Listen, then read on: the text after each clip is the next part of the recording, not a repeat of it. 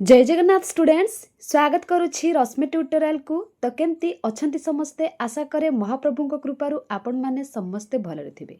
तो 2025 रे जदि आपण माने कौनसी भी डिग्री रे एडमिशन करी नाहंती जेमति कि आपण मानकर बीएड हैला एमएड हैला ता सहित आपण मानकर पीजी हैला किंबा एलएलबी कोर्स हैला जदि आपण माने एडमिशन कौनसी कारणवशत पाई नाहंती ताहले आपण मानक पई आउ थरे सुजोग आसी जाईछि हैला ना।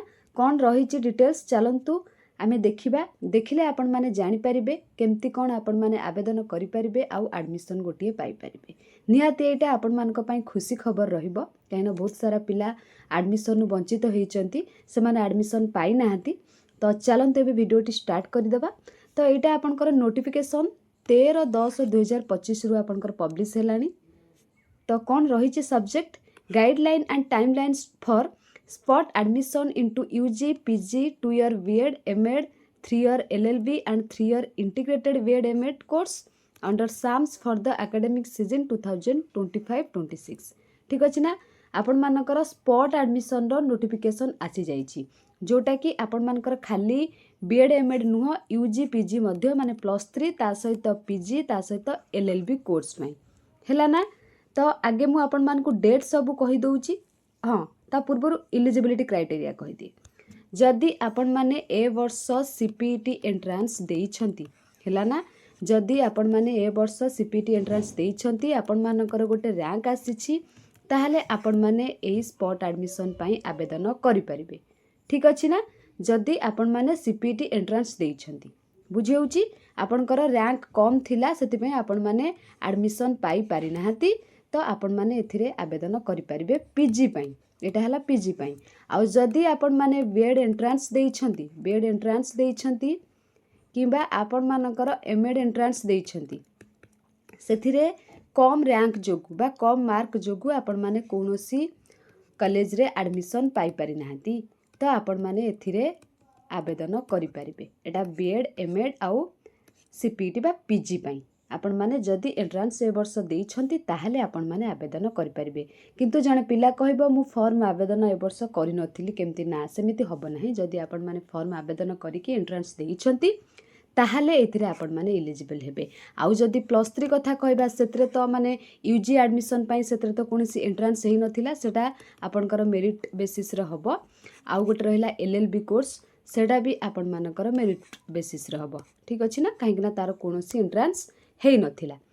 ये गला आपण मानकर एलिजिबिलिटी क्राइटेरिया कथा जदि कहबा एटा संपूर्ण लिखा जाइछि। मु आपण मानकू टेलीग्राम चैनल ले शेयर कर देबी ताकि आपण माने क्लियर भाबे देखि परिबे। एट सब लिखा है एलिजिबिलिटी क्राइटेरिया सब लिखा है आपण माने गोटे गोटे पढ़ी पारिबे। देन सबुठारु इंपोर्टेंट कथा होची आपण मानकर डेट जानिले आपण माने से अनुसार आवेदन करि पारिबे।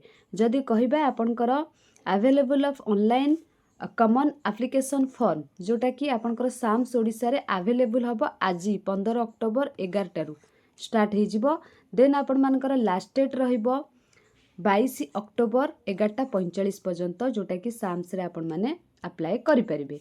देन जदि कहबा आपण मानकर rank publication of rank wise list of application जोटा कि आपणकर रैंक आसीबो सेटा 27 अक्टोबर 4 रे आसी जिवो। Then physical reporting of the applicants for submission of common application form with relevant document जोटा कि 28 अक्टोबर 10 टारु 5 टा रहिछि। Publication of merit list by the HEI among with the reported applicants जोटा कि 29 अक्टोबर 2 PM रहिछि।